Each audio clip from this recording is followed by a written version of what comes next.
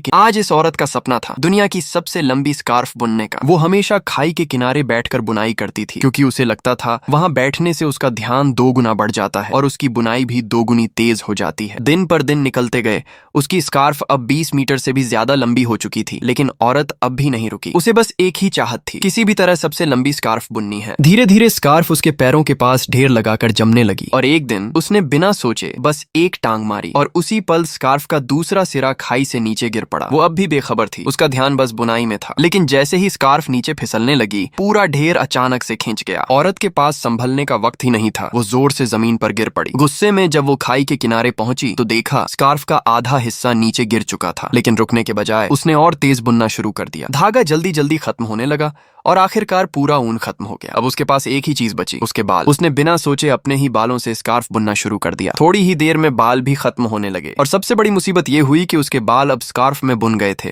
जिससे वो खुद खाई की तरफ खींचने लगी। जान बचाने के लिए उसने पूरा दम लगाया, बाल तोड़े और ऊपर की तरफ चढ़ गई। किसी तरह वो मौत के मुंह से बच निकली। लेकिन जब उसने फिर से स्कार्फ की तरफ देखा, उसके हाथ खुद ब खुद चलने लगे। उसे लगा कि शायद ये बुनाई की सुई है जो उसे कंट्रोल कर रही है। उसने झटके में सुई खाई में फेंक दी, पर तभी उसकी नजर जमीन पर पड़ी कैंची पर पड़ी। जैसे ही उसने कैंची उठाई, उसके हाथ फिर से अपने आप हिलने लगे।